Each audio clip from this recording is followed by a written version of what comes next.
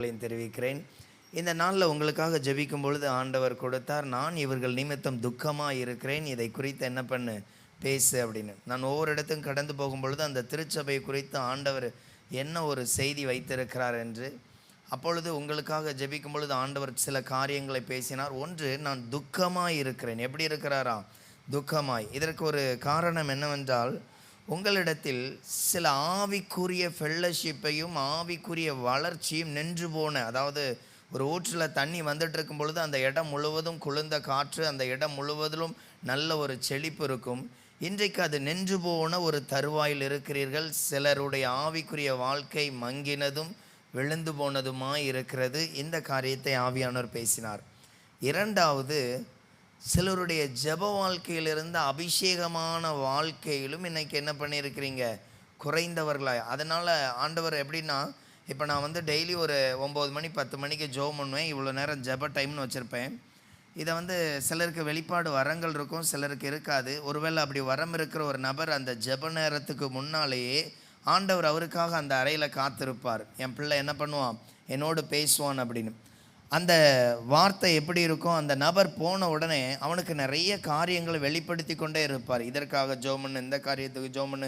அவன் ஒரு நன்றி ஜெபம் பண்ணால் கூட ஆண்டவர் சில காரியங்களை அவனோடு என்ன பண்ணுவார், வெளிப்படுத்துவார். இந்தந்த காரியங்களில் நான் உனக்கு என்ன பண்ணியிருக்கிறேன், நன்மை செய்திருக்கிறேன். அதெல்லாம் நினைவு கூர்ந்து அவன் நன்றி ஜெபம் பண்ணும் பொழுது, ஆண்டவரே எனக்கு அடுத்தது இது வேணும் அது வேணும்லாம் கேட்டு ஜெபம் பண்ண மாட்டான். ஆண்டவரே அந்த நன்றி ஜெபத்தில் கனம் பண்ணுவான். என் ஜனங்கள் என் துதியை சொல்லி வருவார்கள் என்ற அப்படிப்பட்ட ஒரு ஆவிக்குரிய ஒரு விசேஷித்த ஃபெல்லோஷிப்பை விட்டவர்கள் இதில் இருக்கிறீர்கள். இது உங்களுடைய அந்தரங்கமான ஒரு ஜெப வாழ்க்கை.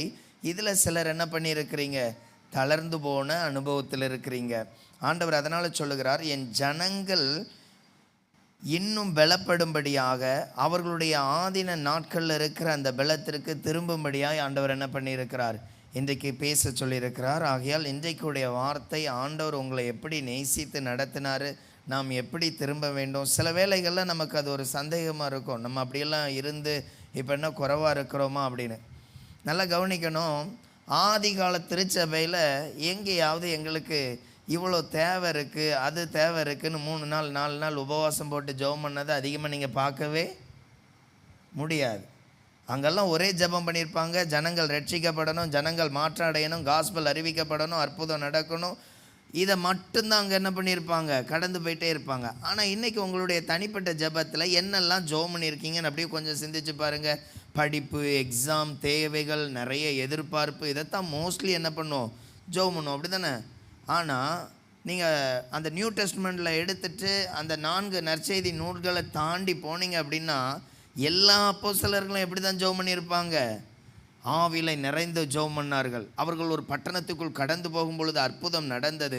அவன் சிறைச்சாலையில் ஜெபம் பண்ண, ஆண்டவரை விடுவின்னா ஜெபம் பண்ண, பாடி துதித்து ஜெபம் பண்ணார்கள். கட்டுகள் அவிழ்க்கப்பட்டது. அங்கே அந்த சிறைச்சாலையில் அநேகர் ரட்சிக்கப்பட்டார்கள். ஒன்லி காஸ்பல், அவர்களுடைய காஸ்பல் எல்லாம் எல்லாருக்கும் என்னது, விடுதலை, ரட்சிப்பின் விடுதலை. இது மட்டும்தான். இப்போ உங்களுக்கு புரிஞ்சிச்சா, நீங்கள் எவ்வளோ பேர் ஒரு நாளைக்கு இப்படி ஜெபம் பண்ணுவீங்க? நிறைய பேர் இயேசுவுக்கு பின்னால் வந்துக்கிட்டே இருப்பாங்க. சகைவு மரத்தில் இருப்பான், அவனை பார்த்து சொல்லுவார், நான் உன் வீட்டுக்கு வரேன். ஏன்னா சகைவு, ஆண்டவரே நாளைக்கு லோன் வைக்கணும், எனக்கு கொஞ்சம் பணம் தருவீராக, அப்படி ஜெபம் இல்லை. ஆண்டவரே எனக்கு இப்போ கொஞ்ச நாளாகவே ஒரே நெஞ்சு வலியாக இருக்குது, ஆண்டவரே எனக்கு விடுதலை தாங்க, அதுக்கு ஜெபம் பண்ணல. ஆண்டவரே என் வீட்டில் என் பிள்ளை என் பேச்சை கேட்கல, அதுக்காக ஜெபம் தேடி வந்திருக்கிறேன். இன்னும் எவரு வந்திருந்தான், என் பிள்ளை மரண அவஸ்தை, அப்படியெல்லாம் வரவே இல்லை. அந்த சகைவு வந்த ரீசன் என்னது, ஆண்டவரை எப்படியாவது பார்க்கணும். அவனைப்பா சொல்கிறேன், என்ன பார்க்க வந்திருக்கிறல்ல, நான் உன் வீட்டுக்கே இன்றைக்கி என்ன பண்ணுறேன், வர்றேன். அல்லேலூயா. இப்போ புரிஞ்சிச்சா உங்களுக்கு எங்கே கோட்டை விட்டுருக்குறீங்கன்னு? ஆண்டவர் சொன்னார், நான் இந்த இடத்துக்குள்ளே வந்து ஜெபம் பண்ணும் பொழுது அவர் துக்க முகமாக இருந்தார், உங்கள் நிமித்தம் துக்க முகமாக இருந்தார். அப்போ கவனிக்கணும், எந்த இடத்துல ஒரு மனிதனை ஆண்டவரை மகிழ்ச்சிப்படுத்தும்படியாகவே உங்களை தெரிந்து கொண்டார், உங்களை ரட்சித்தார். நல்லா கவனிக்கணும். பைபிளில் ஒரு வசனம் இருக்கும், கர்த்தருடைய வேலையை அசதியாய் செய்கிறவன். இப்படியான காலியான சேர் இருக்கிறது கூட அந்த இதுக்கு பொருந்தும். புரியுதா உங்களுக்கு? ஏன் அப்படின்னா, நிரம்பப்பட்ட பாத்திரமாக இருக்கணும், அதனுடைய எக்ஸ்டென்ஸ் பெருசாக வளர்ந்துக்கிட்டே இருக்கணும். ஒரு சபை தேவனோடு இணைந்திருக்கிறது. 5 வருஷத்துக்கு ஒருக்கா ஒரு சபை 2 ஆராதனை 3 ஆராதனைன்னு வளரணும். 5 வருஷத்துக்கு ஒருக்கா அந்த சபையுடைய அளவு பெரிதாகணும். அந்த இடத்துக்குள்ளே தேவன் என்ன பண்ணுறாரு அப்படின்னா, அந்த ஆத்துமா, அதாவது வாழ்க்கையில் எல்லாத்தையும் சம்பாதிச்சிடலாம், ஒரு ஆத்துமாவை மீட்டெடுக்கணும்னா அங்கே கிறிஸ்துவின் சாயலை வெளிப்படுத்தணும். கிறிஸ்து இறங்கி அந்த மனிதனுடைய மனக்கண்களை திறக்கணும். கிறிஸ்துவின் வேலை அந்த இடத்துல நடக்கணும். புரியுதா உங்களுக்கு? அந்த கிறிஸ்துவின் வேலைக்கு உங்களுடைய ஜெபம் எவ்வளவா இருக்கிறது? இதுதான் இன்னைக்கு ஆண்டவர் உங்களோட பேச சொன்ன காரியம். எடுத்து வாசிக்கலாம். ஆதியாகமம் 12வது அதிகாரம் அதனுடைய 2வது வசனம். வேகமாக வாசிங்க. ஆம்.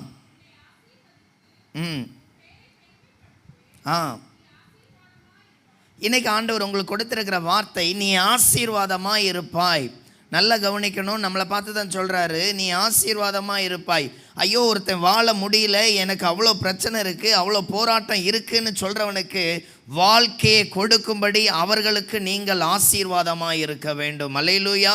ஒருவன் வியாதியில் எழும்ப முடியாமல் இருக்கிறான், அவன் வியாதியிலிருந்து மீட்டெடுக்க உனக்காக ஒருவர் வியாதியிலிருந்து விடுதலை கொடுக்க ஒருவர் இருக்கிறார் என்று சொல்லத்தக்கதாக நீங்கள் அவர்களுக்கு ஆசீர்வாதமாக இருக்க வேண்டும். இதுதான் இன்றைக்கு தேவனுடைய எதிர்பார்ப்பாக இருக்கிறது. ஒரு ரிங்கல் டோபே கன்னியாகுமரி மாவட்டத்துக்குள்ள வந்து எத்தனையோ மாற்றங்கள், எத்தனையோ காரியங்களை செய்தார் என்றால், ஜெர்மன் தேசத்திலிருந்து இந்த தேசத்துக்கு வந்த ரிங்கல் டோபே இந்த மாவட்டத்துக்கு ஆசீர்வாதமாக இருந்தார். அல்லேலூயா. நம்ம எத்தனை பேருக்கு ஒரு மாதம் ஆசீர்வாதமாக இருக்கிறோம்? எத்தனை பிள்ளைகளுடைய வாழ்க்கை. அதான் பார்த்தீங்க அப்படின்னா, ஒருவன் செடி வைக்கிறதுனால் மாத்திரம் அவன் விவசாயி அல்ல, நித்தமும் இரவும் பகலும் அதன் மேல் கரிசனையாயிருந்து தன்னுடைய தூக்கம் காரியங்களை கொடுத்து அதை உருவாக்கி அதிலிருந்து பலன் வரும் பொழுது பார்க்குறான் தெரியுமா? அப்பந்தான் அவன் அதுக்கு என்ன பண்ணியிருக்கிறான்? பூரண ஆசீர்வாதமாக இருந்திருக்கிறான். அப்போது நீங்கள் திருச்சபைக்குள்ளே இருக்கிற வேதம் சொல்லுகிறது, நீங்கள் ஒவ்வொருவரும் தேவனுடைய ஆலயம், நீங்கள் ஒவ்வொருவரும் இயேசு கிறிஸ்து வாசம் செய்கிற ஆலயம். இந்த ஆலயத்தில் தேவனுடைய நாமத்தை மகிமைப்படுத்துவது என்பது பைபிளில் சொல்லப்பட்டிருக்கிறோம். தானியேலை பார்த்து, நீ இடைவிடாமல் ஆராதிக்கும் தேவன் உன்னை தப்பி வைப்பார். அவர் 24 hours ஆராதிக்கலைங்க, அவருடைய நடக்கை எல்லாமே தேவனுடைய நாமத்தை மகிமைப்படுத்தினது. அல்லேலூயா. அப்போ நம்மளுடைய வாழ்க்கையில் ஆண்டவருக்கு பிரியமாக எவ்வளோ நடக்கிறோம், எவ்வளோ கடந்து போகிறோம், நம்மளுடைய ஒவ்வொரு நாள் ஏக்கங்கள் நம்முடைய தேசத்தின் ஜனங்கள் மேல் அதிகமாய் காணப்படுகிறதா என்கிற ஒரு வாஞ்சை இருக்க வேண்டும். இதை தேவன் நம்ம இடத்துல என்ன பண்ணுறாரு? எதிர்பார்க்கிறார். அதனால தான் அந்த இடத்துல சொல்லியிருக்கிறாரு, ஆபிரகாமை பார்த்து சொல்கிறார், நீ ஆசீர்வாதமாக இருப்பாய். ஆபிரகாம் என்ன ஆசீர்வாதமாக இருந்தார்? நன்றாய் கவனித்து கொள்ளணும். இயேசு பிறப்பதற்கு ஒரு சந்ததி தேவை, இயேசு பிறப்பதற்கு ஒரு அழகான குடும்பம் தேவை. அந்த குடும்பம் பரிசுத்தமாக இருக்கணும், ஜெபத்தில் இருக்கணும்.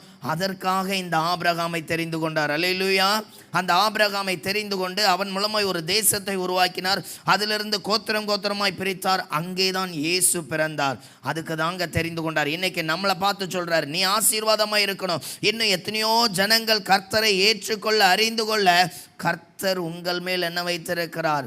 ஒரு நோக்கம் வைத்திருக்கிறார், ஒரு முகாந்திரம் வைத்திருக்கிறார். நல்ல கவனிங்க. எனக்கு இத்தனை வயசு ஆயிட்டு, ஒரு 20 வயது பையன் ஒரு 10 வயசு ட்ரெஸ் என்ன பண்ணுறதில்ல, சூஸ் பண்ணுறதில்ல, வாங்குறதில்ல. ஏன்னா அது எனக்கு என்ன பண்ணாது? செட் ஆகாது, எனக்கு அது பொருந்தாது. அப்போ தேவை உள்ள வஸ்திரங்களை வாங்கி கொள்ளுகிறார்கள். இங்கே இருக்கிறவங்களெல்லாம் சும்மா ரட்சித்து கொண்டு வரல, ஏதோ ஒரு நோக்கத்தோடு கொண்டு வந்திருக்கிறாரு. சர்ச்சுக்குள்ளே கொண்டு வந்து இவ்வளோ டெவலப்மெண்ட், இவ்வளோ அழகுபடுத்தி வைத்திருக்கிறதுக்கு வந்துட்டு கர்த்தர் நல்லவர்னு சொல்லிட்டு போகிறதில்லைங்க. ஒவ்வொரு நாளும் ஒவ்வொரு மணி நேரமும் யாரோ ஒருவருக்கு மன்றாடவும், யாரோ ஒருவருக்கு ஆண்டவர் நல்லவர்ங்கிறதை அறிவிக்கவும் உங்களை தெரிந்து கொண்டார். அல்லேலூயா. நம்ம பிள்ளைகளை நிறைய இடத்துல படிக்க வச்சு வேலை வாங்கி அவங்கள பெரிய லெவலுக்கு கொண்டு வரலாம். பரலோகத்தில் ஒரு நாள் அது கணக்கு கேட்கப்படாது. உன் பிள்ளையை கொண்டு என் நாமத்தை மகிமைப்படுத்த எவ்வளவாய் பிரயாசப்பட்டா என்கிறது தான் என்ன பண்ணப்படும்? கணக்கு கேட்கப்படும்.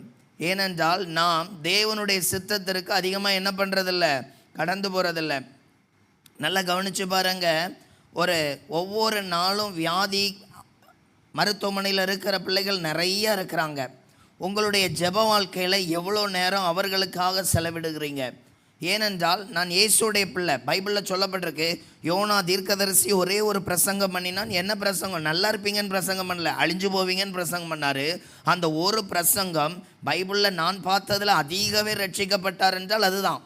120,000 பேர் மனம் திரும்பினார்கள். அந்த ஒரு செய்தி, அந்த செய்தி ஒரு மூலையில் சொல்லும் பொழுது அது காட்டுத்தீயை போல அரண்மனை வரைக்கும் என்ன பண்ணிட்டு பற்றி எரிந்தது. காரணம், அந்த ஜனங்கள் மேல் தேவனுக்கு ஒரு மனதுருக்கம் இருந்தது.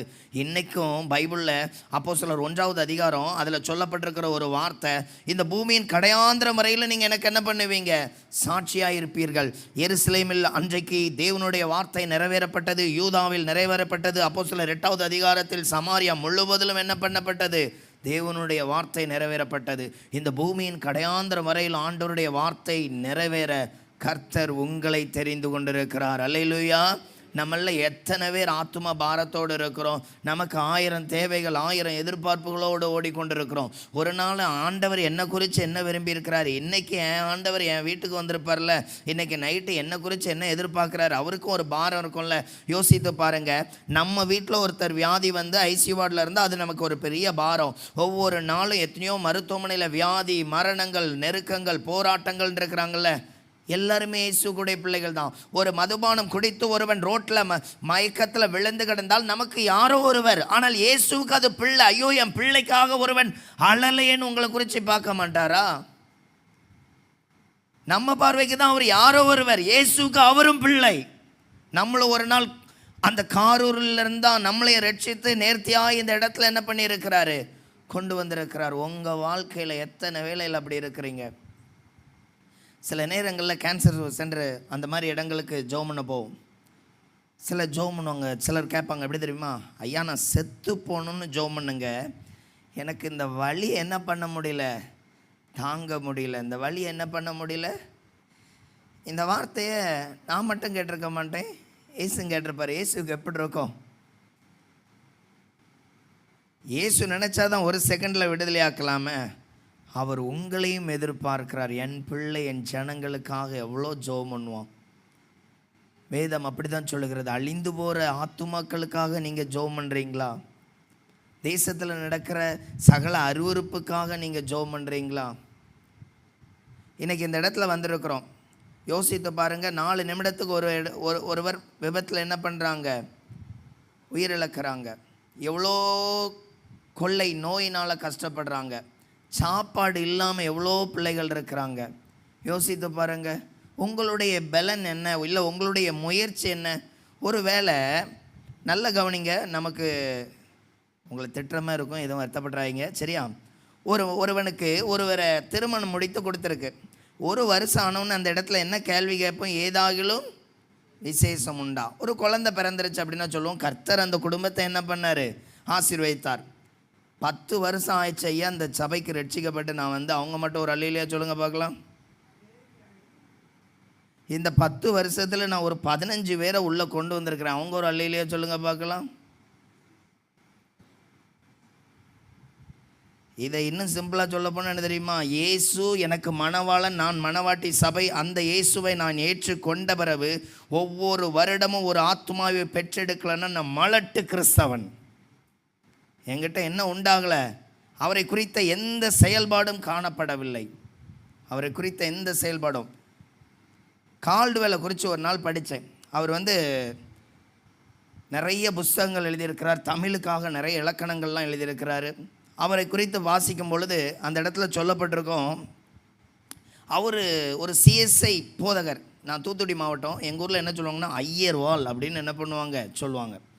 அப்போ பார்த்தீங்க அப்படின்னா அவர் அந்த புத்தகத்தில் எழுதியிருக்கு, எல்லா பிள்ளைகளும் கூட வரான், உங்களுக்கு கடலை மிட்டாய் தரேன், கருப்பட்டி தரேன், காசு தரேன், ஸ்கூலுக்கு வாங்க, சர்ச்சுக்கு வாங்க, இப்படியெல்லாம் என்ன பண்ணுவாராம் சொல்லி கூப்பிட்டு தான். எவ்வளோ கரைஞ்செலுத்தியிருப்பார். எப்போ இங்கிலாந்து தேசத்தில் பிறந்தவர் அந்த அந்த சுடு மண்ணில் வாழ்ந்து அந்த ஜனங்களுக்கு அன்பை காட்டணும்னா இயேசுவை எவ்வளோ ருசிச்சிருப்பார். உண்மையிலேயே நீங்களாம் இயேசுவை ருசிக்காதனால தான் இங்கே இவ்வளோ நாளும் பாட்டு பாடுறதோடு இருக்கிறீங்க. இயேசுவை ருசிச்சாதாங்க அவர் எவ்வளோ நல்லவர், அந்த அன்பை எல்லாருக்கும் கொடுக்கணும்னு என்ன பண்ணோம் தெரியும்.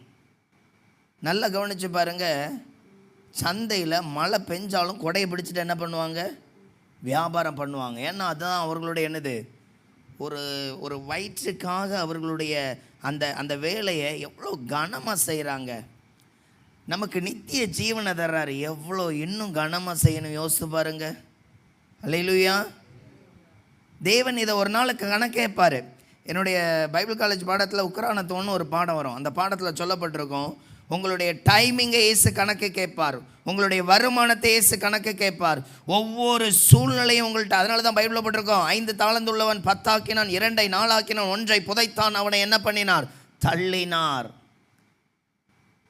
எத்தனை பேர் +2க்கு மேலே படிச்சிருக்கிறீங்க? அவங்க ஒரு அல்லேலூயா சொல்லுங்கள் பார்க்கலாம். கையை தூக்கினா இவன் ஏதாவது கேள்வி கேட்டு நம்மளை ஏதாவது திட்டுவான். நல்லா சத்தமாக சொல்லுங்கள். எல்லாம் வெள்ளையும் சொல்லியமா இருக்கீங்க. அல்லேலூயா சொல்லுங்கள். +2க்கு முடித்தவங்க அல்லேலூயா சொல்லுங்கள். சோத்திராண்டவரே, கையை தூக்கலிங்கன்னா கல்வியெல்லாம் மறந்து போவோம். பார்த்துட்டுங்க, நல்ல கவனிங்க.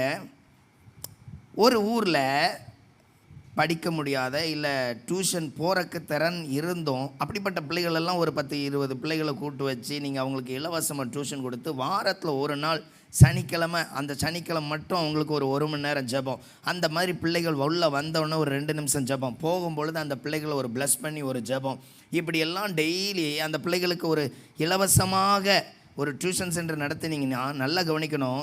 ஒரு 2-3 வருடத்தில் அதில் நிறைய பிள்ளைகள் ரட்சிக்கப்படும். அல்லேலூயா. இப்போ அந்த கல்வி தாளந்தை உங்களுக்கு தந்திருக்கிறார். கால்டுவெலுக்கு அந்த கல்வி தாளந்தை கொடுத்தார், அவர் நிறைய செஞ்சார். இப்போ அப்படியே யோசிச்சு பாருங்கள், இதை செஞ்சால் பிள்ளைகள் ரட்சிக்கப்படுவாங்களா பட மாட்டாங்களா? நம்மள எத்தனை பேர் இதெல்லாம் செய்வோம்? ஒருவேளை உங்களுக்கு அப்படி ஆண்டவர் ஒரு ஏவுதல் கொடுக்குறார், ஜனவரிக்கு அப்புறம் ஒரு வாய்ப்பு, எத்தனை பேர் செய்வீங்க? ஒரு அல்லேலூயா சொல்லுங்கள் பார்க்கலாம். பத்திலா, உங்களுக்கும் இயேசுக்கும் சம்மந்தம்லன்னு கரெக்டாக சொல்லிட்டீங்களே. பத்திலா, ஒரு வசனம் இருக்குது, யோவான் 15வது அதிகாரம் 7வது வசனம், வாசிங்க பார்க்கலாம் வேகமா. யோவான் 15:7. ஆ ஆ ஆ இந்த இடத்துல சொல்லப்படுது, நீங்கள் என்னிலும் என் வார்த்தை உங்களில் நிலைத்திருந்தால் நீங்கள் கேட்டுக்கொள்வது எதுவோ அது உங்களுக்கு செய்யப்படும். ஒருவேளை நிலைத்திருக்கலன்னா உனக்கு ஒன்றுமே கிடைக்காதுன்னு அர்த்தம். புரியுதா உங்களுக்கு? இந்த வார்த்தையை நல்லா கவனிக்கணும். நீங்கள் என்னிலும் என் வார்த்தை, இந்த பைபிள் வசனம் எல்லாருக்கிட்டே இருக்கும், எல்லாருக்கும் பைபிள் வசனம் தெரியும். நீங்கள் என்னிலும் என் வார்த்தை என்றால் என்ன அர்த்தம் தெரியுமா? நல்லா கவனிக்கணும். இதே வசனம், இதே வார்த்தை, இந்த வசனம் நல்லா கவனிங்க, உங்களுக்குன்னு சில வசனங்கள் இருக்கும். உங்களுக்குன்னு என்ன இருக்கும்? சில வசனங்கள் இருக்கும். அப்படின்னு என்ன அர்த்தம்? இங்கே இருக்கிற ராஜகுமார் என்ன குறித்து ஒரு ஊழிய ரீதியாக ஒரு திட்டம் இருக்கும். இதில் இருக்கிற ஒவ்வொருவரை குறித்து ஊழிய ரீதியாக ஒரு என்ன இருக்கும்? ஒரு திட்டம் இருக்கும். அந்த வசனத்தில் நீங்கள் நிலைத்திருக்கலன்னா உங்களுக்கு எதுவுமே கிடைக்காது. இப்போ இந்த வசனத்தின்படி நீங்கள் என்னிலும் என் வார்த்தை உங்களிலும், எனக்குன்னு ஆண்டவர் ஒரு திட்டம் வச்சிருக்கிறாரு. அதில் நிலைத்திருக்கிறவன், அந்த வார்த்தையில் நான் நிலைத்திருக்கிறேன், அதற்குள்ளே நான் செய்து கொண்டிருக்கிறேங்கிறவங்க ஒரு அல்லேலூயா சொல்லுங்க பார்க்கலாம்.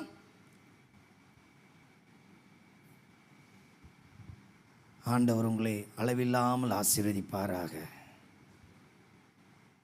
புரிஞ்சிச்சா? கர்த்தருடைய வேலையை அசதியாய் செய்கிறவன்,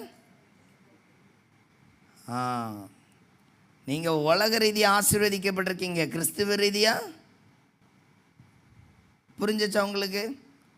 அப்போது வசனம் சொல்லுது, நீங்கள் என்னிலும் என் வார்த்தை, அதாவது இயேசுவுக்கு என்னை குறித்து ஒரு நோக்கம் இருக்கும், இதில் இருக்கிற ஒவ்வொருவரை குறித்து ஒரு நோக்கம் இருக்கும். அந்த நோக்கத்தை நிறைவேற்றுகிறது தான் அவனுக்கு என்ன வேணாலும் என்ன பண்ணுவாராம்? செய்து கொடுப்பாராம். அதனால தான் முதல் நூற்றாண்டில் எங்கேயும் ஆண்டவரை அடுத்த நாங்கள் ஒரு கூட்டம் நடத்தணும், ஆண்டவரை கூட்டத்துக்கு இவ்வளோ தேவை இருக்குன்னு எங்கேயும் ஜோம் பண்ணதான் நீங்கள் பைபிளில் பார்க்கவே. பட் ரிவைவல் அவருக்கு அத்தனை பட்டணத்தில் இறங்கும் பொழுது மாஸ் மேடையில் பேசின அந்த பிரசங்கம் உண்மையிலேயே என் மனசை, அப்பா, நிறைய இன்றைக்கி இருக்கிற ஜென்ரேஷனுக்கு தெரியாது. அதாவது 90-85 காலகட்டங்களில் விளம்பரம்லாம் கிடையாது. அன்றைக்கி ஒரு காரியத்தை விற்கணுன்னா என்ன பண்ணுவாங்க தெரியுமா? பஸ் ஸ்டாண்டில் அந்த ஜங்ஷனில் எடுத்து போட்டு வைப்பாங்க. அங்கே என்ன பண்ணுவாங்க? கூவி விற்பாங்க. ஐயா 5 ரூபா 5 ரூபா 5 ரூபா 5 ரூபா, இதை வாங்கிக்கிட்டிங்கன்னா அப்படி இருக்கும் இப்படி இருக்கும்னு என்ன பண்ணுவாங்க? அழகு. அதுதான் டெமோ, அதுதான் விளம்பரம். ஆனால் நல்லா கவனிங்க, அவர் அந்த மாஸ் மேடையில் ஏறி சொல்லுவார், நீங்கள் நிறைய தெய்வங்கள் வச்சுருக்கீங்க, உங்களுக்கு தெரியாத ஒரு தெய்வத்தை நான் உங்கள்கிட்ட என்ன பண்ணுறேன்? பேசுகிறேன் அப்படின்னு சொல்லி இயேசுவை பேசுகிறோம். எவ்வளோ அழகாக கொடுத்துருப்பார் தெரியுமா அந்தது. அதில் சிலர் சொல்லுவாங்க, வா சூப்பராக இருக்குது, உன்னுடைய டீச்சிங் நல்லா இருக்குது, மறுபடியும் ஒரு கதை சொல்லு. நோ எனக்கு 1 டைம் சொல்லணும், சொல்லி முடிச்சாச்சு. அதில் சிலர் ரட்சிக்கப்பட்டார்கள் என்ன பண்ணியிருக்கோம்? எழுதியிருக்கோம். எவ்வளோ அழகாக அந்த ஊழியங்களை. இன்றைக்கி உங்களுக்கு எவ்வளோ தாளந்து இருக்குது பார்த்தீங்களா? சரி, அடுத்த தாளந்துக்குள்ளே போவோம். முதல்ல கல்வி தாளந்து பார்த்துட்டோம் இல்லையா? டைமிங். இப்போ சொன்னாங்க இல்லையா, டெய்லி வந்து இத்தனை மணிக்கு ப்ரேயர் வச்சுருக்கோன்னு. உங்களுக்கு சுத்திகரிப்பு கூட்டம் வைக்கிறது எப்படி தெரியுமா இருக்கும்? இதுக்கு ஒரு வார்த்தை சொல்கிறேனே, பைபிளில் சொல்லப்பட்டிருக்கும், சவுல் எப்படி செத்தானா? இதெல்லாம் கேட்டால் எங்களுக்கு தெரியாது தம்பி. ஆபிரகாம் எப்படி ஆசீர்வதிக்கப்பட்டார்னு சொன்னீங்கன்னா, அவரை கர்த்தர் வலது பக்கமும் இடது பக்கமும் மேனு இடங்கூடாத அளவுக்கு என்ன பண்ணார்? பெருக பண்ணினார். சவுல் எப்படி செத்தார்? பட்டயத்தை நட்டுக்கொண்டு பொத்தென்று விழுந்தார். அதுலேயும் அற உயிராய் துடித்து கொண்டிருந்தார். அங்கே ஒரு வாலிபன் வந்தான். 2 சாமுவேல் 1வது அதிகாரத்தில் இருக்குது. எப்பா யாரப்பா? I am அமலேக்கியான். ஓ, எனக்கு அற உயிர் தான் போயிட்டுருக்கு. என்ன பண்ணு, அந்த பட்டயத்தை எடுத்து ஒரே போட்டு என்ன பண்ணிடு, என்னை காலி பண்ணிடுறையா. அடிச்சான் அடி. எந்த அமலேக்கியனை சவுல் கொல்லாமல் விட்டானோ அதே அமலேக்கியன் கிட்ட தான் அவனுடைய மகுடம் பறிக்கப்பட்டது. புரியுதா உங்களுக்கு? அவனுக்குள்ளே இருந்த அபிஷேகம் தேவனுக்காக பணி செய்ய வேண்டும். அந்த அபிஷேகத்தை அவன் சரியாய் பயன்படுத்தாதனால் அதே நபர் ஒரு நாள் வந்து அவன் மகுடத்தை தட்டி சென்றான். புரியுதா உங்களுக்கு? நம்முடைய வாழ்க்கையில் அப்படி தாங்க. இன்றைக்கி பல வேளைகளில் உலகம் சார்ந்த காரியங்களை நேசிக்கிறவர்களாக இருக்கிற நமக்கு பரலோக தேவன் என்னை குறித்து என்ன எதிர்பார்க்கிறாருன்னு ஒரு நாள் என்ன பண்ணுறதில்ல, அந்த எதிர்பார்ப்பு வர்றதில்லை.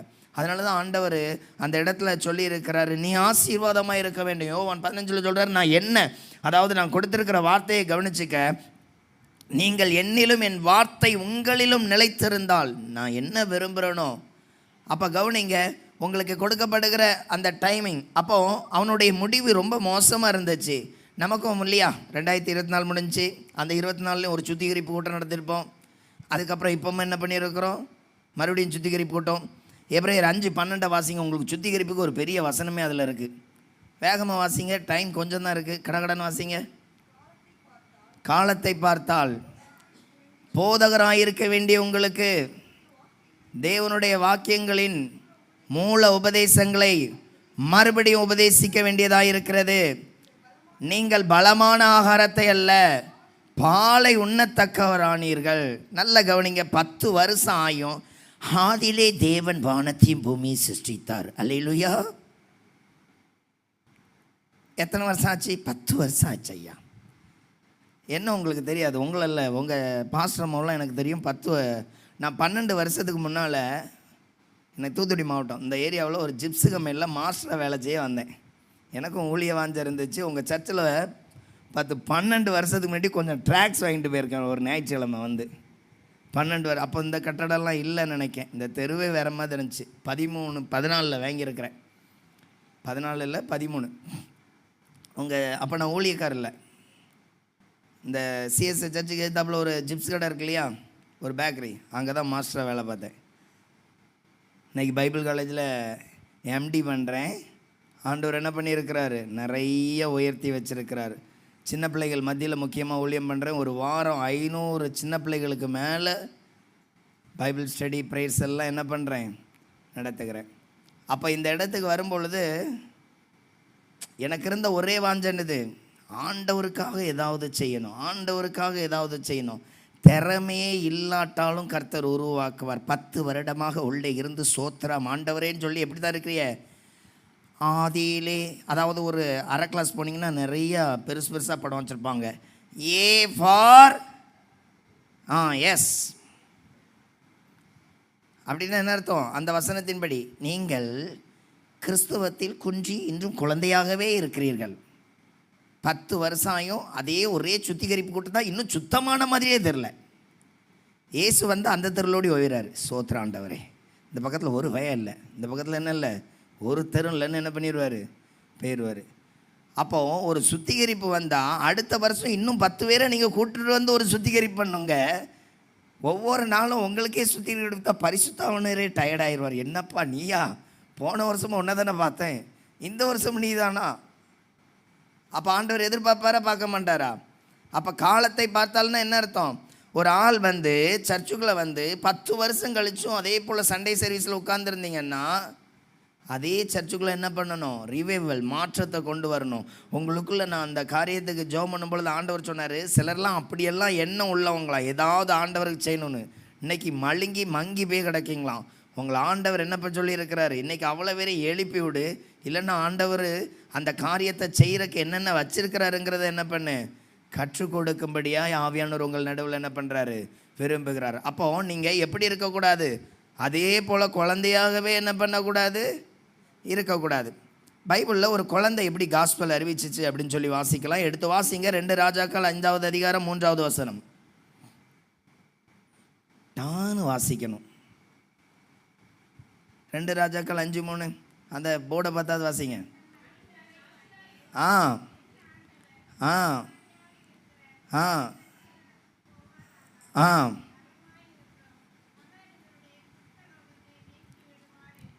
அடிமையாக இருக்கிற ஒரு பெண் அவள் போய் சொல்லுகிறா தன் நாச்சியார்கிட்ட, ஐயா அம்மா, இந்த என் ஆண்டவன், அதாவது என் ஆண்டவன் நாகமான் எங்கே போனால் நல்லா இருக்கும்னா, எங்கள் ஊரில் ஒரு தீர்க்கதரிசி இருக்கிறாரு, அவர்கிட்ட போனால், சமாரியில் இருக்கிற அந்த தீர்க்கதரிசிட்ட போனால் இவர் என்ன பண்ணிடுவார், குணமாயிருவார். இந்த வார்த்தையை கேட்ட, ஒருவேளை இந்த பிள்ளை இப்படி ஒரு வார்த்தை, இவ அடிமை, இவ சொல்கிறது யாரும் கேட்க மாட்டாங்க, அவள் ஒரு பெரிய படைத்தளபதி வீட்டில் வேலை செய்கிறா, நமக்கு எதுக்கு வீண் பொழப்புன்னு உங்களை போல் இருந்திருப்பான்னா, இவளுக்கு பேர் கூட போடலை. அந்த நாச்சியரை பார்த்து அந்த அடிமை பெண், அதாவது அந்த சிறு மகள் பைபிளில் என்ன பண்ணியிருக்காது, வந்திருக்கவே செய்யாது. அவளுக்குள்ள அவர் மாற்றம் அடையணும், அடிமையாக தான் வேலை செய்கிறா, இருந்தாலும் தன் எஜமான் நல்லா இருக்கணும்னு விரும்பினதுனால, அந்த ஆண்டவருடைய அன்பை ஏற்றுக்கொண்டதுனால அங்கு ஒரு காஸ்பல் அறிவிக்கப்படுகிறது. அதன் பின்பு இவர் அந்த கர்த்தரை ஏற்றுக்கொண்டதை நம்ம என்ன பண்ணலாம், பார்க்கலாம். உங்களில் எவ்வளோ சான்ஸ் கிடச்சிருக்கோம், எத்தனை பேருக்கு இந்த தேவனுடைய மகத்துவமான வார்த்தைகளை சொல்லியிருக்கிறீங்க. ஒரு நாள் பரலோகத்தில் போய் உங்களை போன உடனே நீதிமொழிகள் 31வது அதிகாரம் அதனுடைய கடைசி வசனத்தில் ஒரு அழைப்பு இருக்கும், எடுத்து வாசிங்க பார்க்கலாம். எஸ், ஆமேன். அதாவது நீங்கள் அந்த பரலோக வாசலில் இருக்கும் பொழுது உங்களை பார்த்து ஆண்டவர் சொல்லணும், அவள் கைகளின் பலனை அவளுக்கு கொடுங்கள், அவள் செய்கைகளை வாசல் என்ன பண்ணுங்க, புகழுங்கள்.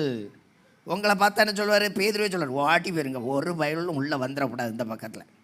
ஒருத்தரும் ஞாயிற்றுக்கிழமை மட்டும் சர்ச்சுக்கு போகிறது, மற்ற நாள் எங்கேயும் கூட்டங்களில் கூடி ஜெபம் பண்ணுறதில்ல, மக்கள் மற்றவங்களுக்கு போய் காஸ்பல் சொல்கிறதில்ல அப்படின்னு திட்ட மாட்டாரா? எங்கே தம்பி, ஒவ்வொரு ஆளும் இப்படி தான் பிரசங்கம் பண்ணுறாங்க, நாங்கள் என்ன பண்ணுறது, சிரிச்சுக்கிட்டே போயிட்டே இருப்போம், 10 வருஷமாக இப்படியே பழகிருச்சு. அப்போது அந்த நாகமான் அந்த சின்ன பிள்ளைக்கு எவ்வளோ ஒரு ஆத்ம பாரம் இருந்திருக்கும், எவ்வளோ அழகாக அந்த இடத்துல பேசி அந்த இடத்துல ஒரு ரட்சிப்பின் ஆசீர்வாதத்தை வாங்கி கொடுத்துருக்கு. அதனால் பைபிளில் அந்த பிள்ளைக்கு என்ன பண்ணியிருக்கு, அந்த சூழ்நிலை, அந்த காரியங்கள், அந்த தேவ வார்த்தையில் அந்த பிள்ளையுடைய சின்ன ஒரு குட்டி ஸ்டோரி என்ன பண்ணியிருக்கு, வந்திருக்கு. எவ்வளோ ஆசீர்வாதம் பாருங்கள். உங்கள் வாழ்க்கையில் எத்தனை பேருக்கு அந்த ரட்சிப்பை கொடுக்குறீங்க, எத்தனை பேருக்காக ஆண்டவருடைய நாமத்தை மகிமைப்படுத்த. மறுபடியும் சொல்கிறேன், ஒரு நாள் இயேசு வந்தால் இதை கட்டாயம் கணக்கு கேட்பார். எனக்காக நீ என்ன செய்த, எந்த காரியத்துக்கு ஓடிக்கிட்டு இருக்கிற, எதை நீ உருவாக்குன. நம்ம மறுபடியும் சொல்கிறேன், நம்மளால் நிறைய படித்து நிறைய சம்பாதிச்சு நிறைய காரியத்தை செய்ய முடியும், அது நம்மளுடைய திறமைன்னு சொல்லுவோம். சில வேளைகளில் ஆண்டவர் ஆசீர்வதித்தார் என்று சொல்லுவோம். மெய்யாகவே விலையேற பெற்றார் ரட்சிப்பின் ஆசீர்வாதம் தாங்க இந்த பூமியில் பெரிய ஆசீர்வாதமாக இருக்குது. அல்லேலூயா. அந்த ஆசீர்வாதத்தை போல சிறந்த ஆசீர்வாதம் ஒன்றுமே இல்லை. அப்போ அந்த ஆசீர்வாதத்தை பெற்றுக்கொள்ள தான் பவுல் சொல்கிறார், நல்ல போராட்டத்தை என்ன பண்ணினேன். சரி, இந்த வருடம் இனி அடுத்த மாதம் கிறிஸ்மஸ் இல்லையா, எல்லோரும் சீரியல் லைட் போடுவோம், புது ட்ரெஸ்லாம் போடுவோம். இப்போ உங்கள் சர்ச்சுக்கு ஒரு பெரிய தூதர் வந்திருக்கிறாருன்னு வைங்களேன், கேப்ரியல் வந்திருக்கிறார், அப்படி ஒரு கற்பனை பண்ணிவிடுங்க. இப்போ உங்கள் சர்ச்சில் கிறிஸ்மஸ் நியூ இயர் சர்வீஸ், எல்லோரும் அப்படியே புத்தாடை உடுத்தி அப்படியே வந்திருக்கிறீங்க. இப்போ உங்கள்கிட்ட கேட்கார், நியூ இயர் சர்வீஸை கொண்டாட வந்திருக்கிற சபை மக்கள் அனைவருக்கும் பரலோகத்தின் சார்பாக வாழ்த்துக்களையும் நன்றிகளையும் தெரிவிக்கிறேன். இந்த சர்வீஸை கொண்டாட தகுதியாக இருக்கிறவர்கள் உள்ளே இருக்கவும், கொண்டாட தகுதி இல்லாதவர்கள் வெளியே கடந்து போகவும் அப்படின்னா, மிகாவேல் சொல்கிறார், இந்த வருடத்தில் நான் பல பேருக்காக யுத்தம் பண்ணி ஜெபம் பண்ணி பிசாசை விரட்டும்படி கடந்து போனேன், வியாதியில் கட்டப்பட்டவர்களை எழுப்பி கூட்டு வந்திருக்கிறேன், அவர்கள் மாத்திரம் உள்ளே இருக்கவும் அப்படின்னு சொன்னால் எத்தனை பேர் உள்ளே இருப்பிய?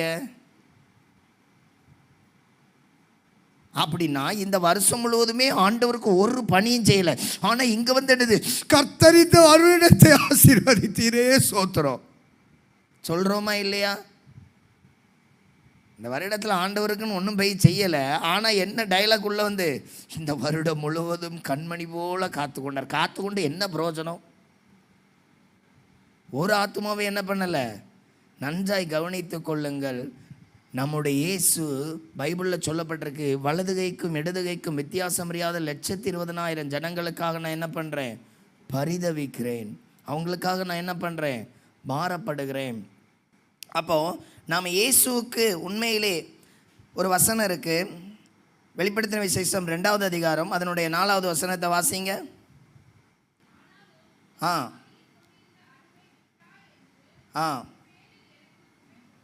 ஆனாலும் நீ ஆதியில் கொண்டிருந்த அன்பை விட்டாய் என்று இந்த இடத்துல சொல்லப்பட்டிருக்கிற ஒரு வார்த்தை. இந்த அன்பு என்பது எதை குறிக்கிறது என்றால், இயேசுவுக்கும் உங்களுக்கு இருக்கிற அன்புங்க. இயேசுவுக்கும் பைபிளில் பேதுருட்ட கேட்பாரு, இவர்களை எல்லாரையும் காட்டிலே நீ என் மேல்.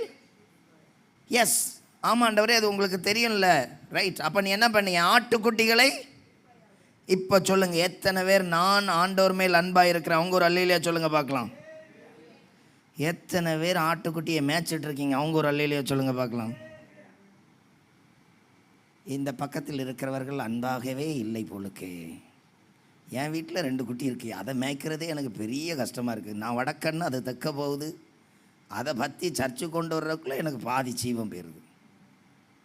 நான் சொல்கிறேன், உங்களுக்கு புரியுது அந்த வார்த்தை? இந்த வசனம் என்ன சொல்லுது? பேதுருவே எல்லாரையும் காட்டிலும் அன்பாக இருக்கிறேன். ரைட். அப்போ நீ ஆட்டு குட்டிகளை என்ன பண்ண?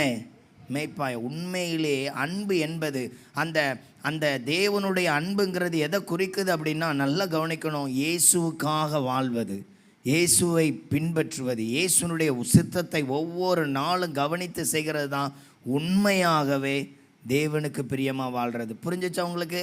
நம்மெல்லாம் என்ன இப்போ அன்பாக இருக்குன்னு கேட்டாக்க எல்லாரும் என்ன போட்டோம்? அல்லேலூயா. இந்த அன்பு என்ன பண்ணணுமா? ஒரு வியாதியாக இருக்கிறவனை எழுப்புறக்க பிரயாசப்படணுமா? இந்த அன்பு மதியம் 2 மணிலேருந்து 3 மணி வரைக்கும் ஒரு 10 பேரை கூட்டி வச்சு உங்கள் தெருக்கல்லையே சேர்ந்து ஜெபம் பண்ணும். அதுக்கு வாய்ப்பே இல்லை தம்பி. சரி, நைட்டு 10 மணிலேருந்து 11 மணி வரைக்கும் ரொம்ப ஃப்ரீயாக இருப்பீங்க. கான்ஃபரன்ஸில் என்ன பண்ணுங்க? டெய்லி ஒரு ஜெபக்குழு போடுங்க. அப்படி போட்டிங்கன்னா வாரத்தில் உங்கள் சர்ச்சுக்குள்ளேருந்து ஒரு 30 ஜெபக்குழுக்களாவது என்ன பண்ணலாம்? நடத்தலாம். உங்கள் சபையில் அப்படி பண்ணிங்கன்னா அடுத்த மே மாதம்லாம் இதில் 2 ஆராதனை நடத்தலாம். அல்லேலூயா. கீழே நீங்கள் சமையல் பண்ணுறீங்களே அந்த இடத்துல ஒரு பெரிய ஸ்க்ரீன் வச்சு அங்கேயும் ஆத்துமாக்களை போட்டு என்ன பண்ணலாம்? அல்லேலூயா சொல்லுங்க. இது கூட விசுவாசமே வரலையே. முதல்ல அவ்வளோ பேரையும் 1 கிலோ ஒரு 2 முட்டை உப்பு வாங்கிட்டு வந்து தட்டி விட்டு அதில் முழங்கால் போட்டு ஒரு மணி நேரம் முழங்கால் யுத்தம் அப்படின்னு வைக்கணும். பாதி பேர் உள்ளே வரமாட்டிய. சோத்ராண்டவரே, இங்கே ஏதோ ஒரு ஜெயில் நடக்குது ஐயான்னு சொல்லி என்ன பண்ணிடுவிய? ஓடிடுவிய. புரியுதா? அந்தளவுக்கு மாற்றம் கொண்டு வர நம்ம யாரை நேசிக்கிறவங்களா இருக்கணும்? இயேசுவை. இன்னும் ஒரு வசனத்தை வாசிங்க, நம்ம ஜெபத்துக்கு நேராக கடந்து போகலாம். எடுத்துக்கொள்ளுங்க 2 தீமோத்தேயு 1:6. 2 தீமோத்தேயு 1:6.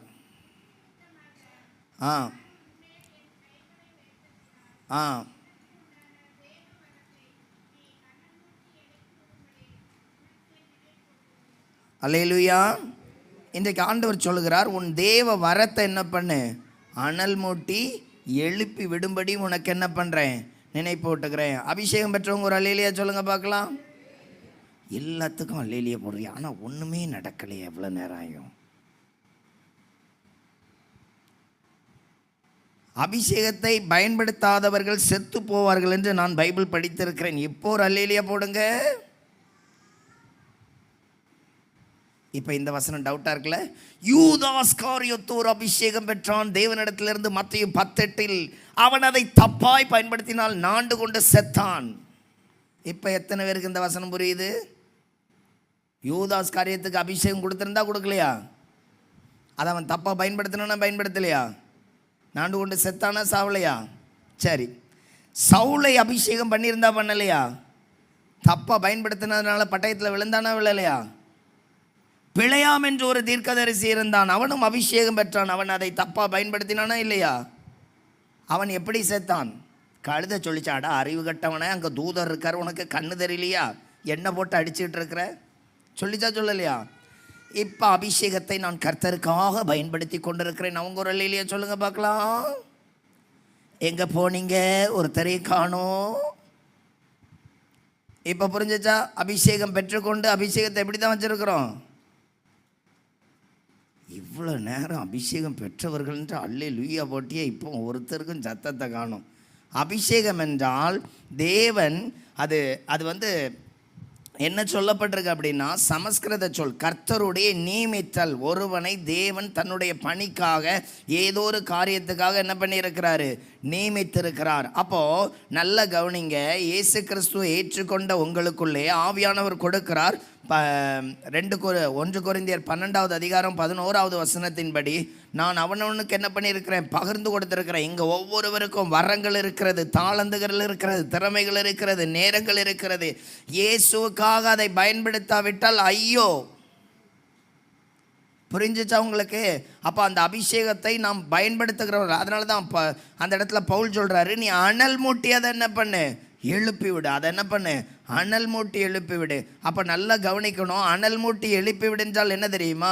இதை நீங்கள் 2000 வருடங்களுக்கு முன்பு, அதாவது முதல் நூற்றாண்டில் அனல் மூட்டுறதுன்னா, அவங்க அன்னைக்கு சாப்பாடு ஏதாவது செய்யணும் அப்படின்னா அந்த கறி நெருப்பை போட்டு அதை என்ன பண்ணுவாங்க? ஊதி ஊதி ஃபயர் பண்ணுவாங்க. அதுக்கு பேர், இன்றைக்கி நமக்கு அதுக்கு விளக்கம் புரியல. அப்படின்னா ஃபயர் பண்ணுறது, அது கொஞ்சம் கொஞ்சமாக ஒரு கறி 2 கறி அப்படியே கொஞ்சம் கொஞ்சமாக ஆகி அதுலேருந்து ஒரு நெருப்பு உண்டாகும், அதுலேருந்து ஒரு உணவு கிடைக்கும். உங்களுடைய ஆவிக்குரிய வாழ்க்கையை நீங்கள் அனல் மூட்டி செயல்படும் பொழுது அதிலிருந்து சில ஆத்துமாக்களை ரட்சிக்க முடியும். அதிலிருந்து சிலரை கர்த்தருக்குள்ள கொண்டு வர முடியும். ஒருவனுடைய ஜெபம் அநேக மாற்றங்களை என்ன பண்ணும்?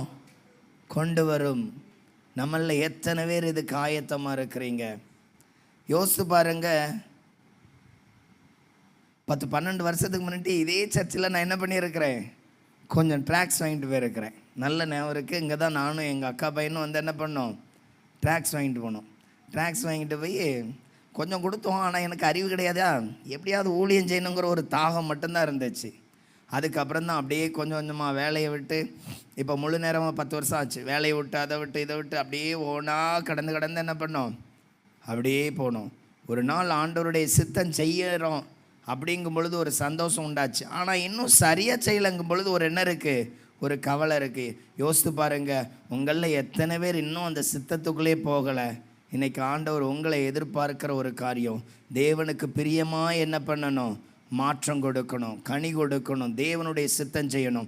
கவனித்துக் கொள்ளுங்க. உங்களால் இயண்ட மட்டும் என்ன பண்ணுங்க? சபைகள் இருக்கிற ஜனங்கள் கூடி ஜெபம் பண்ணுங்க. எங்கேயாவது ஒரு இடத்துல உங்களால் அறுவடை செய்ய முடியா, கொஞ்சம் பிள்ளைகளை என்ன பண்ணுங்க? உருவாக்குங்க. கூடி ஜெபம் பண்ணும் பொழுது ஆண்டவர் உங்களை என்ன பண்ணுவார்? ஆயத்தப்படுத்துவார். என்னுடைய ஊர் மெஞ்ஞானபுரம். அந்த சிஎஸ்ஐ சர்ச்சை சார்ந்தவன். எங்கள் ஊரில் ஜான் தாமஸ்னு ஒரு மிஷினரி வந்தார். நான் ஊழியத்துக்குள்ள வந்த பிறகு தான் அவருடைய புத்தகத்தை வாசித்தேன். அப்போது 18ஆம் நூற்றாண்டில் 1800 மெம்பர்ஷிப் வச்சுருந்தாராம். எப்போ? 18ஆம் நூற்றாண்டில். இன்றைக்கி கொரோனா வந்தது போல் அன்றைக்கி கால்ரா நோய் வந்திருந்தான். அப்போது அன்றைக்கு இருந்த செய்தியாளர்கள் அவர்கிட்ட போய் கேட்டாங்களா, ஐயா உங்கள் மெஞ்ஞானபுரத்துக்குள்ளே மட்டும் ஏன் கால்ரா வரல அப்படின்னு. நான் புஸ்தகத்தில் வாசித்தேன். அப்போ அவர் சொன்னாரா, நான் கர்த்தருடைய வேலைக்காரன், அதனால் ஒரு வியாதி வரணும்னு என்கிட்ட பர்மிஷன் கேட்கணும், பட் நான் வேண்டாம் அப்படின்னு சொன்னதுனால அதை என்ன பண்ணியிருக்கான்? அந்த வியாதி அந்த ஊருக்குள்ளே வராமல் இருந்துச்சான். இல்லையா?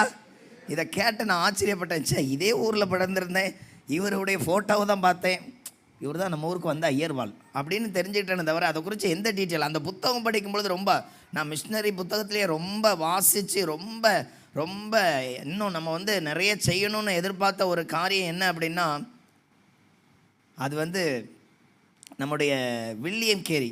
ஏன்னா அவருடைய செயல்பாடு, அவருடைய அந்த மொழிபெயர்ப்புக்கு உண்டான முக்கியத்துவம். அன்றைய காலங்களில் 40க்கு மேலே நியூ டெஸ்ட்மெண்ட் என்ன பண்ணியிருக்கிறாரு?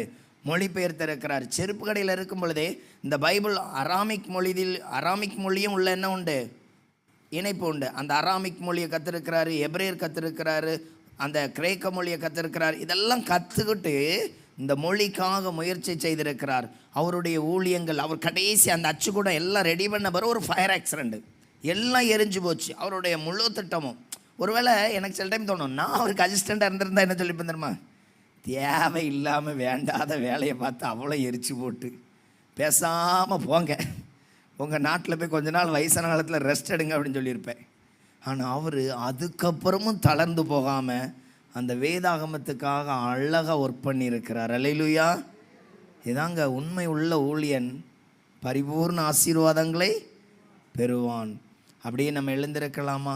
இன்றைக்கி ஆண்டவருக்காக இந்த அபிஷேகத்தை அனல் மூட்டவும் உங்களை ஆண்டவர் என்ன நோக்கத்திற்காய் தெரிந்து கொண்டாருங்கிறத ஆயத்தப்படுத்த போகிறோம். எல்லாரும் அப்படியே எழுந்திருக்கலாம். நம்ம செபிக்க போகிறோம். கர்த்தர் உங்களை அதிகமாய் நேசிக்கிறார். ஒவ்வொருவரும் அப்படியே எழுந்திருங்க. ஆண்டவரை நோக்கி பார்க்கலாம். இரட்சகர் நல்லவர், இரட்சகர் நல்லவர். ஆண்டவருடைய கிருபை, ஆண்டவருடைய கிருபையின் வல்லமை.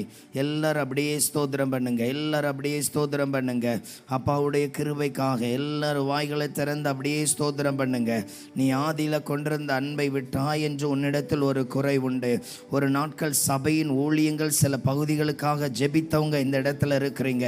ஒரு நாள் ஜனங்களுக்காக மன்றாடினவங்க இந்த இடத்துல இருக்கிறீங்க. ஒரு நாள் அந்த இரவு நேரங்கள்லாம் ஜெபித்ததில் உண்மையிலே இந்த இடத்துல வரும்பொழுது ஆண்டவர் ரொம்ப துக்கமாக இருந்த காரியம்.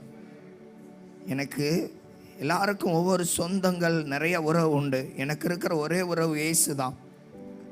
ஏன்னா நான் விழுந்திருக்கும் பொழுது அவர் தான் என் கூட இருந்தார். நான் குப்பையில் இருக்கும் பொழுது மகனே நான் உன் கூட இருக்கிறேன்னு எனக்கு பேசினது அவர் தான். அதனால் ஒருவேளை நான் 1000 குறை இருக்கலாம், ஆனாலும் என் இயேசு எனக்கு என்றைக்குமே குறையாக இருந்ததே இல்லை. அந்த இயேசு உங்களை குறித்து பேசின ஒரு காரியம் இதுதான். என் பிள்ளைகள் எனக்கு பிரியமா இல்லை, என் பிள்ளைகள் எனக்கு பிரியமா இல்லை. நம்ம வாழ்க்கையில் நிறைய சாதிக்கலாங்க, ஆனால் ஆண்டவர் எதிர்பார்க்கிறத செய்யாத ஒரு வாழ்க்கை சக்சஸ் ஆனதே இல்லைங்க. ஆண்டவரை நோக்கி பாருங்க. ஆண்டவரே, நான் ஆதியில் கொண்டிருந்த அன்பை விட்டுட்டேன். ஆண்டவரே, நான் நிறைய பேருக்கு ஆசீர்வாதமா இருக்க வேண்டிய பாத்திரம், இன்னும் நான் உண்மையா இல்லை சப்பா. ஒவ்வொருவரும் இங்க இருக்கிற ஒரு சகோதரியை குறித்து ஆண்டவர் பேசுகிறார். நீங்க சற்று வயது கடந்தவர்கள். ஒரு நாள் உங்களுடைய ஜெபம், பக்தி, வைராக்கியம், அந்த ஜெபம் பண்ணும் பொழுது ஆண்டவருடைய பிரசன்னத்தை உணர்கிற ஒரு தாயார், இன்னைக்கு அது உங்களுக்குள்ள இல்லை. ஆண்டவர் சொல்லுகிறார், உன் வாசல் கதவுல நின்று தட்டுகிறேன் மகளே. இங்க இருக்கிற ஒரு சகோதரியை குறித்து ஆண்டவர் பேசுகிறார். சில நெருக்கங்கள் வரும் பொழுது நீ மன்றாடினதை கவனித்து பார், திரும்பி பார். உன் சத்தம் எப்படி இருந்துச்சு? கூக்குரல், கண்ணீர் உன் வாய்க்குள்ள போகிற அளவுக்கு நீ கதறின நாட்கள் உண்டு. நான் உனக்கு நன்மை செய்த, இரக்க பாராட்டினேன். எனக்காக நீ என்ன செய்த? இன்னைக்கு நம்ம இங்க அழகா வஸ்திர தரித்துக்கு வந்திருக்கிறோம்ல. இந்த காலை வேளையில எத்தனை பேர் ஐசி வார்டில் இருப்பாங்க தெரியுமா? உயிருக்கு போராடிட்டு மூச்சு விட முடியாம, நேற்று இரவு ஹீமோ கொடுத்துட்டு இன்னைக்கு பகல்ல தூங்க முடியாம, சாப்பிட முடியாம, மல்லி தாங்க முடியாம கதறுகிற எத்தனை பேர் கேன்சர் சென்டர்ல இருப்பாங்க தெரியுமா? நீங்க பாடுறத மட்டும் ஆண்டவர் கேட்க விரும்புகிறவர் இல்லைங்க. ஆராதனையில் தேவனை துதிக்கிறவதை மாத்திரம் ஆண்டவர் விரும்புகிறவர் அல்ல. அழித்து போற ஆத்து மக்களுக்காய் கதறுகிற பிள்ளைகள். அதான் சொல்ல, ஒருத்தர் குடிச்சிட்டு நடுரோட்டில் விழுந்து கிடக்கும் பொழுது நம்மளை ஐயோ ஒரு பாவி ஏசுக்கு அது பிள்ளைங்க. ஒரு காணாமல் போன ஆடை தேடி வந்திருக்கிறார்.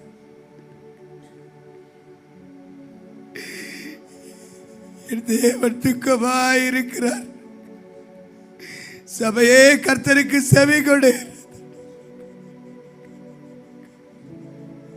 ஒருவேளை இந்த பிரசங்கம் உங்களுக்கு ஆசீர்வாதமாய் இருந்திருக்காது.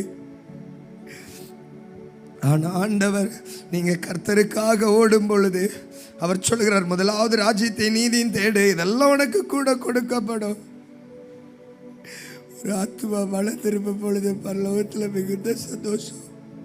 இங்க இருக்கிற படிக்கிற பிள்ளைகள், உங்க ஃப்ரெண்ட்ஸை கவனிச்சு பாருங்க. எத்தனை பேர் இன்னும் பாவத்துக்குள்ள இருப்பாங்க? எத்தனை பேர் உங்க இன்னும் பரிசுத்தத்தை விட்டு குறைவுள்ள வாழ்க்கையா இருப்பாங்க? எத்தனை பேர் சரியா ஜெபம் பண்ணாத பிள்ளைங்க இதுல இருக்கிறீங்க? இயேசுதாக வானத்தையும் பூமியை உண்டாக்கினாரு. இன்னைக்கு இந்த தேசத்துல எத்தனையோ கோடி பேர் சாப்பாடு இல்லாம இருக்கும் பொழுது உங்களுக்கு 3 நேரம் ஆகாரம் கொடுத்தது உங்க அப்பாவுடைய உழைப்பு இல்லை. எங்க அம்மா நல்ல வருமானம், அந்த வருமானத்தை செய்யறக்கு ஒரு பலனை கொடுத்தார்ல, அது என் இயேசு, நம்முடைய இயேசு.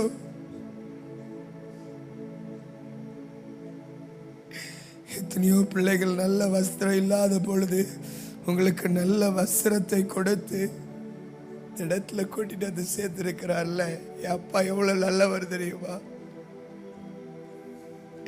அந்த ராஜாவை பார்த்து சொல்லுங்க, இந்த இடத்துக்குள்ள வரும்போது சொன்னாரு, ஆரம்பம் அற்பமா இருந்தாலும் முடிவு சம்பூர்ணமா இருக்கும். ஒரு 2 நிமிடம் அப்படியே ஒப்பு கொடுங்க.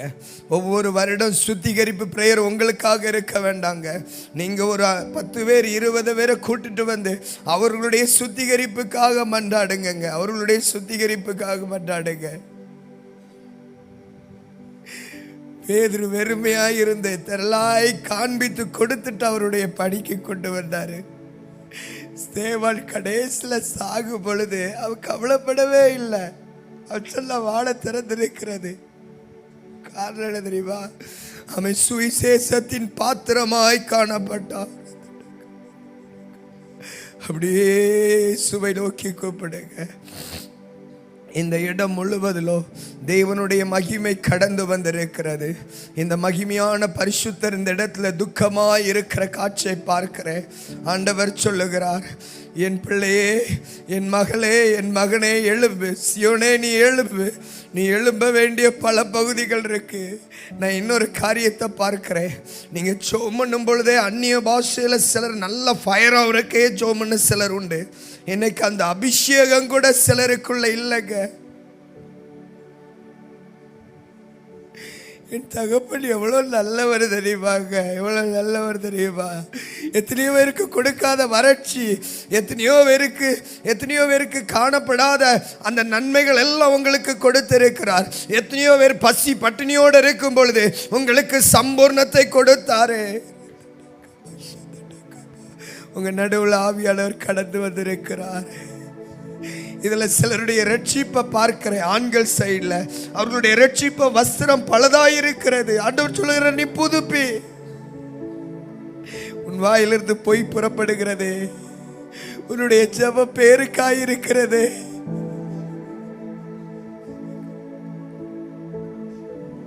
ஆண்டவர் நோக்கி பாருங்க. ஆண்டவரே மேல இறங்குங்க, ஆண்டவரே மேல இறங்குங்க. தேவன் துக்கமா இருக்கிறாருங்க. எங்க அப்பா துக்கமா.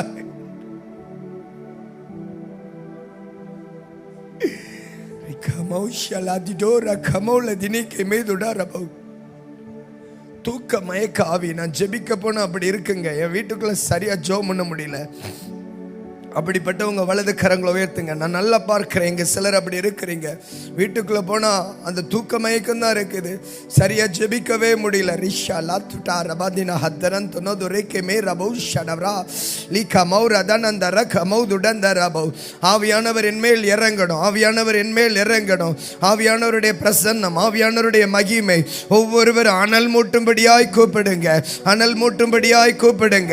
கர்த்தருடைய மகிமை இந்த இடத்துல சில இடங்கள்ல அக்னி பொருந்தின சில தூதர்கள் நிற்கிற காட்சியை பார்க்கிறேன். சபையே, உன்னை அநேக இக்கட்டிலிருந்து மீட்டு நான் எடுத்து வந்திருக்கிறேன். சில காலங்கள்ல சொன்னாங்க இனி இது எழும்பாதுன்னு. அதன் பின்புதான் இதுல ஒரு அக்னியை கொண்டு வந்தேன். அதன் பின்புதான் இதுல ஒரு மகிமையை கொண்டு வந்தேன். இந்த இடத்தை தொடங்குவதற்கு முன்பாகவே கிழக்கிலும் மேற்கிலும் நான் எல்லையை பெருக பண்ணுவேன் என்று சொன்னேன். லஷாரி கமௌல திரஹ துனந்தர கமௌரி வினேஷே நாரகிமினா ஹதுடந்தர கமௌதுடாதி லிவிஷந்தனா லெகனிமேரா ஷரகி மௌதுடந்தர கமௌதுடந்தரபோ. இயேசுவின் பலன், இயேசுவின் பலன் என்னை நிரப்பட்டும். என்னை குறித்த அந்த முகாந்திரம் நிறைவேறட்டும். என்னை குறித்து இருக்கிற அந்த திட்டம் நிறைவேறட்டும். லஷாடா லிகிமினா ஹதுடந்தர கமௌதுடந்தரபோ.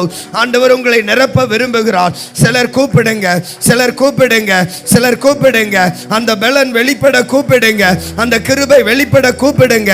அந்த மகிமை வெளிப்பட கூப்பிடுங்க. அந்த வல்லமை வெளிப்பட கூப்பிடுங்க. அன்பு ஊற்றப்பட கூப்பிடுங்க. இரட்சகருடைய பிரசன்னம் ஊற்றப்பட கூப்பிடுங்க. போதாதுங்க, போதாதுங்க, போதாதுங்க. உன் தனிப்பட்ட வாழ்க்கையில் நீ செய்து வருகிற காரியங்களை கவனித்து பார். சில வேளைகளில் உன்னை தள்ளினாங்க, நீ எழும்பவே மாட்டேன்னு சொன்னாங்க. அழுதீங்கல்ல, புரண்டீங்கல்ல. எவ்வளவு கிருபையை காண்பித்தார், எவ்வளவு கிருபையை காண்பித்தார். ஒரு சகோதரி எல்லாம் ஆண்டவர் சொல்கிற செத்து பொழச்சல் அறிக்கையிட்டல்ல. அந்த தேவனுக்கு நீங்க எப்படி இருக்கிறீங்க? உண்மை இல்லல்ல, தேவன் அழுறாருங்க. தேவன் வலது கைக்கு இடது கைக்கு வித்தியாசம் அறியாத 1,20,000 பேருக்காய் பரிதவித்ததை பார்த்தேன். தேவன் உங்களுக்காக மாறப்படுறாருங்க. ஐயோ, ராஜா அழுகிறார். அந்த ஆண்டவரை நோக்கி கூப்பிடு. ஆண்டவரே, என் மேல உங்க கிருபை இல்லுமா இறங்கட்டும். இங்க நான் ஒரு சகோதரியை பார்க்கிறேன். நீங்க ஜெபம் பண்ணும் பொழுதெல்லாம் ஆண்டவருடைய வார்த்தை கிடைச்சிச்சு. நீங்க ஜெபம் பண்ண காரியத்தெல்லாம் ஆண்டவர் நிறைவேற்றினார். இப்படி எப்போதும் தொடர்புள்ள இருந்த அந்த ஒரு சகோதரி இன்னைக்கு உன்னுடைய ஆதியில கொண்டிருந்த அந்த ஐக்கியம் குறைந்ததா இருக்கிறது. ஆண்டவர் சொல்லுகிறார், என்னை நோக்கி கூப்பிடு மகளே, என்னை நோக்கி கூப்பிடு. நான் உன்னை நேசிக்கிறேன், நான் உன்னை நேசிக்கிறேன், நான் உன்னை நேசிக்கிறேன். இந்த இடத்துல ஒருவரை குறித்து ஆண்டவர் பேசுகிறார். நீ சில காரியங்கள்ல இன்னைக்கு கலங்கி வந்திருக்கிறீங்க, சில காரியங்கள்ல பாரத்தோடு வந்திருக்கிறீங்க. ஆண்டவர் சொல்லுகிறார், ஆபத்து காலத்தில் என்னை நோக்கி கூப்பிடு, நான் உன்னை விடுவிப்பேன். ஆபத்து காலத்தில் உங்களுக்கு சில நெருக்கங்கள்னால சில குழப்பத்தில் இருக்கிறீங்க, இருதய ரீதியாக இதை எப்படி செய்யணும்னு தெரியாமல் இருக்கிறீங்க. ஆண்டவர் சொல்லுகிறார், நான் உனக்கு சகாயம் பண்ணுகிற தேவன், நான் உனக்கு சகாயம் பண்ணுகிற தேவன். இந்த ராஜா இன்றைக்கு என்னை சுத்திகரித்து இருக்கிறார், என்னை பரிசுத்தப்படுத்தி இருக்கிறார், எனக்குடைய மன கண்களை திறந்து எனக்கு ஒரு தெளிவை உண்டு பண்ணி இருக்கிறார். அவர்கள் மாத்திரம் கரங்களை தட்டி ஆண்டவருக்கு நன்றி செலுத்துவீங்களா? இயேசுவே உமக்கு நன்றி, இயேசுவே உமக்கு நன்றி, ராஜாவே உமக்கு நன்றி. நேற்று இன்று மாறாத என் சர்வ வல்லமுள்ள தேவனே. ஆண்டவர் 2 வரங்களுக்காக ஜெபிக்க கேட்டிருக்கிறார். ஒன்று, உங்களுடைய ஜெப பலன் எழும்பட்டோன்னு கேளுங்க. 2வது, என்னுடைய ஆதியில் கொண்டிருந்த அன்பு. இந்த 2 கிருபைக்காக அந்நிய பாஷை வரங்கள் இருக்கிறவங்க அப்படியே துதிங்க. இந்த இடத்துல மறுபடியும் ஒரு 3 தூதர்கள் கடந்து வந்திருக்கிறத பார்க்கிறேன். அதுல ஒரு தூதர்கள் கைகளில் வேதாகமம் இருக்கிறது, இன்னொருடைய தூதர் கைகளில் ஒரு விசேஷித்த தைல கொம்பு வந்திருக்கிறது. ஆண்டவர் சொல்கிறார், சில யுத்த பலனை இழந்தவங்க அந்த யுத்த பலனை கேளுங்க. மறுபடியும் அது ஊற்றப்பட போகிறதா, மறுபடியும் அது வெளிப்பட போகிறதா. இதோ காண்டாமிருகத்து கொத்த பலன் லஷ்யமென ஹத்திடோ லகந்தனா திடபேரா நீ ரஷ்யமே தினந்தரகாபோ. அன்பு சகோதரி, தேவ மகிமை உன் கடங்களே, உன் வல்லமைக்கு உன்னுடைய சரீரத்தில் அந்த தேவ வல்லமை கடந்து வருகிறதை பார்க்கிறேன். ஆண்டவருடைய பலனை பெற்றுக்கொள்ளும்படியாக, ஆண்டவருடைய மகிமை பெற்றுக்கொள்ளும்படியாக இயேசுவின் நாமத்தினால், இயேசுவின் நாமத்தினால் உச்சன் தலையிலிருந்து உள்ள கால் வரை அது இறங்குகிறது. மகிமை ரஷா டாடா டகா பாந்திடோ லஷா டாரா தினபோரை கிவேதுடந்தராபோ. இயேசுவின் வல்லமை, இயேசுவின் வல்லமை நிரப்பட்டோ நிரப்பட்டோ நிரப்பட்டோ போதாது. ரஷா டகா பாதா டந்தரா காபோ லகா பௌது டந்தரா காபோ. சிலருடைய கட்டுகள் உடைக்க கேளுங்க, கட்டுகள் உடைக்க கேளுங்க. ஜெபிக்கவே முடியல, ஜெபிக்கவே முடியல. சில வீட்டுக்குள்ள அது இல்லவே இல்லை. ரஷா டாரா தினா காபோ டந்தரா காபோ. வருகிறது வருகிறது அடுத்தது அந்த பலன், அடுத்தது அந்த பலன். சிலருடைய கைகளில் வேதாகமம் கொடுக்கப்படுகிறத பார்க்கிறேன். நீ என்னுடைய வேதத்தை சொல்ல வேண்டிய பாத்திரம், நீ என்னுடைய வேதத்தை சுமக்க வேண்டிய பாத்திரம். நபோரஷா மலகதிடா ராதினா போலதினா லஷா ராதினா கமௌது டந்தரா கபோ. இயேசுவின் வல்லமை, இயேசுவின் வல்லமை. மூன்றாவது ஒரு காரியம் இந்த இடத்துல புதிய பாதரட்சைகளை கொண்டு வந்திருக்கிற ஒரு காட்சியை பார்க்கிறேன். என் நாமத்தை அநேக இடத்துல சொல்ல ஓட உன் நடுவே நான் எழுப்புவேன். ரகபா துடந்தரா கபா டந்தரா. சபையே, உங்களை குறித்து 2 வார்த்தைகள் ஆண்டவர் கொடுக்கிறார். லாஷேமி கமௌதுடந்தரா கபோ. சின்னவன் ஆரீரமும் சிறியவன் பலத்த ஜாதியுமாவான். இது சீக்கிரத்தில் நிறைவேற நீங்கள் ஜெபியுங்கள். லா ரஷேமே ரபௌதுடந்தரா கபோ. நான் பார்க்கிற காட்சி, இந்த இடத்துல ஒரு நெருப்பு இறங்கி அப்படியே வெளியே போகிறது. அந்த கீழே இருக்கிற அந்த டைனிங் ஹால் போல இருக்கிற அந்த பார்க்கிங்ல எல்லாம் அது பற்றி பிடிக்கிறது. இது என்னுடைய திட்டம். இந்த விஸ்தாரமான ஸ்தலத்திற்கு ஒரு முகாந்திரம் உண்டு. என் சபையே, நீ எழுந்திரு. ரஷா டாராதி டோலா கந்தனாதரா கபோ துலார கிமே துடந்தராபோ. நான் ஒரு கழுதையின் காட்சை பார்க்கிறேன். ஆண்டவர் சொல்லுகிறார், நான் ஏறி இறங்க நான் பயன்படுத்தின ஒரு கழுதையாய் உன்னை வைத்திருக்கிறேன். ஆனாலும் நீ விசேஷித்த விதம் ஆரம்பம் அற்பமாயிருந்தாலும் முடிவு சம்பூர்ணமாயிருக்கும். லார கதினகா தரஷந்தரோ தினேகே மேக பௌதுடந்தர கபௌதுடாதலா திடக பௌதுரந்தரமா. கரங்களை தட்டி நன்றி செலுத்துங்க. கர்த்தர் எனக்கு புதிய கிருபை, புதிய கிருபை, புதிய கிருபை. லா தடக தடந்த லா தடக ரப ரபத தலந்த ரக பத டபா. இயேசுவின் கரங்கள் என் ஜனம் ஒருபோதும் வெட்கப்பட்டு போகாதபடி நான் உன்னை புதிதும் கூர்மையுமாய் மாற்றுவேன். இனி நீ விழுந்ததை எல்லாம் மீண்டும் பெற்றுக்கொள்ள தக்கதாக என் கிருபை ஊற்றப்படும். ராஷா டரகபா தடந்த ரகபா.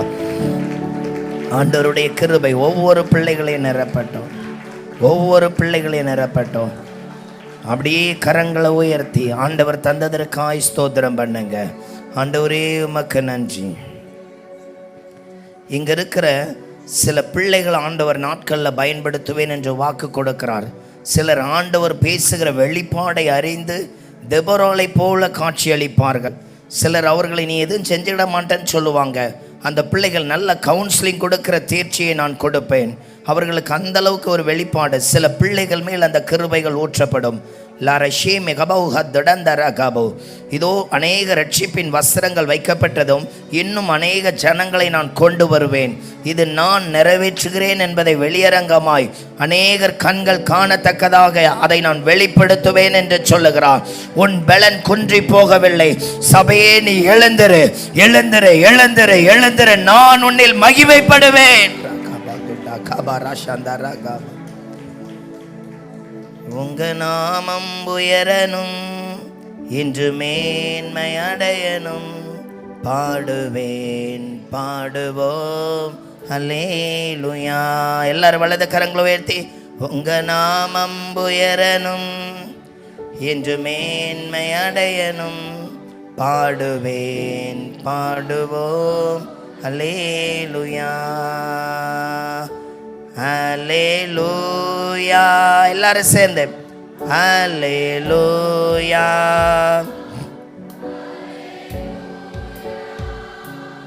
அல்லேலூயா. யாவே அல்லே, அல்லேலூயா. யாவே அல்லே, அல்லேலூயா. பெருங்காற்று, பெருங்காற்று அடங்கி போகும், எக்கடலும் வழி திறக்கும். உங்க நாமம் உயர்த்தும் போது கண்மலையும் கரைந்து போகும். பெருங்காற்று அடங்கி போகும், எக்கடலும் வழி திறக்கும்.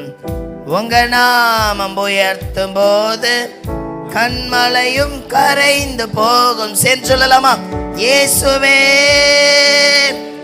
உம் நாமமே உயரனும். அல்லேலூயா. இயேசுவே உம் நாமமே பெருகணும். அல்லேலூயா.